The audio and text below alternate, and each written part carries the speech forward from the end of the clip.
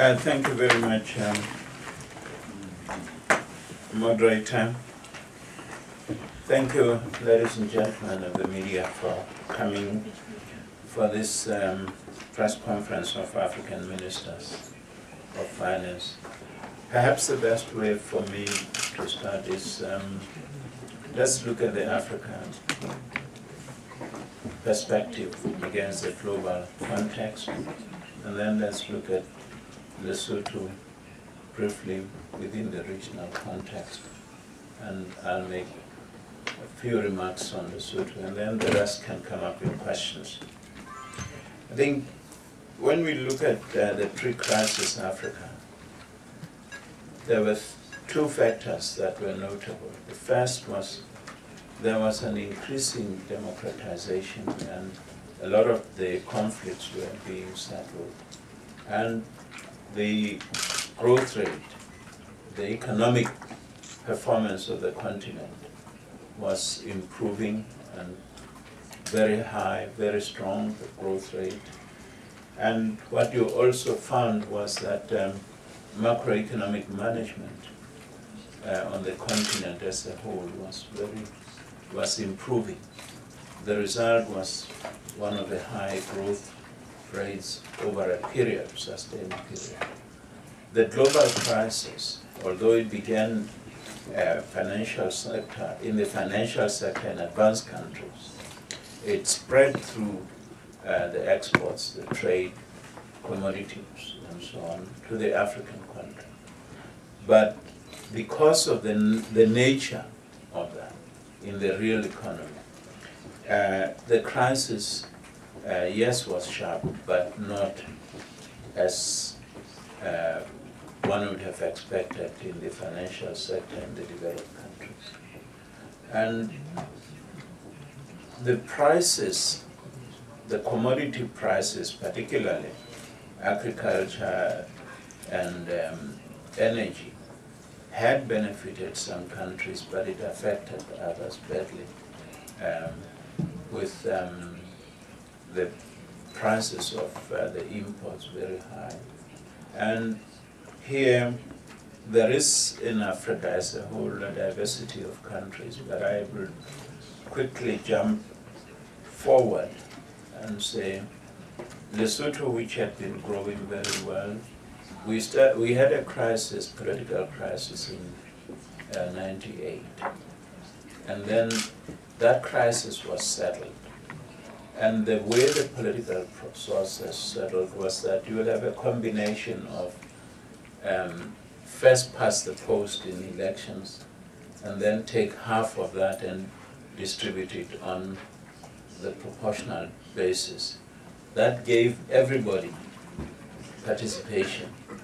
Where we used to have only two parties with one taking 99%, we ended up with about one party in government and 12 others in parliament. That allowed the dialogue and the focus and the political stability on the economy. The economy grew very well. We reached some of our highest points, up to 7%. And our exports of textiles became very strong. We became the leader in the textile under AGOA in the exports of textiles to the US. But when the financial crisis hit, the consumers in the US, the purchasing power went down, and we were hit very badly. But at the same time, because we had put aside some reserves, build reserves during the good times, we were able to cushion that to some extent. And also, being in a customs union with South Africa, Botswana, Lesotho, Swaziland, Namibia, the imports for the customs union as a whole fell very sharply. And that means the shares of our respective countries were affected. And it was against that where we had to use some of our reserves to mitigate the effects of the fall. And so employment, which had fallen down, now is beginning to resume with the global recovery and the demand from the US for textiles, imports, and so on. We are seeing some employment increase. What lesson do we draw from this? The lesson is that Africa has to diversify its economic base. You cannot just depend on commodities, because when you get hit one way or the other, you will benefit when the prices go up, but you will suffer badly when they go sour. And that's one lesson we have seen.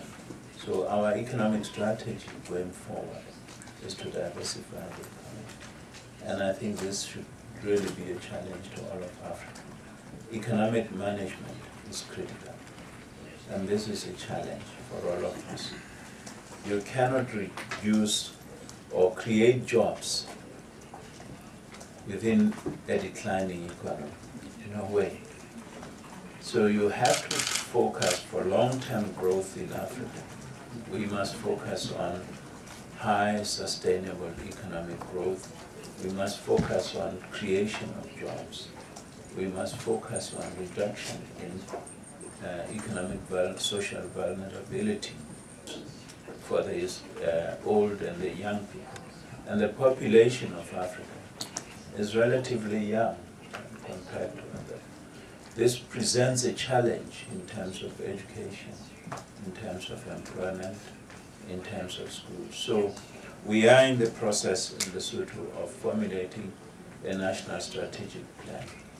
Now this must take account, and it takes account of our location. We are located in the center of the most advanced country on the African continent, South Africa being the center. So how do we take advantage of that? That is our challenge. And there you'll find skills, education, and issues of transit for global competitiveness are critical. Second, we are in a customs union. Yes, Lesotho is a small country with a 1.8, 1.9 population, so it cannot produce for itself. The market is too small. We have to take advantage of the larger market created by the customs union, Southern African Customs Union, SACU. And that's our challenge. But not only that, we have also got, and my brother from Zimbabwe here will also deal with that, regional aspects. We see ourselves as countries in the region. We have to create strong regional structures for the markets, because our countries alone, while they may have minerals that are in demand in the world, to diversify their economies, they will need large markets. The basis for India, China, Russia, and the BRICS, you'll find is the large markets, the skills, and the infrastructure. So the challenges that Lesotho is facing is being a small country in the region, surrounded by fairly strong economies. We need to take advantage of that location, identify some niches in the market, and move forward. And economic management is critical. Economic management, just to conclude, there was an initiative here for HIPIC, highly indebted low-income countries, poor countries. Lesotho did not benefit because of that initiative. Why? Because we managed to, our economy, we were able to pay our bills, we didn't over-borrow, and the result was we were excluded. And so one of the questions was whether you need to mismanage your economy to benefit from some of these initiatives. And my answer is no, you don't have to, because you have to recognize this development is your own national responsibilities, and the international community can only help and not replace your national efforts. So I will be happy to answer some other questions as we go on. Thank you, Minister Thahane.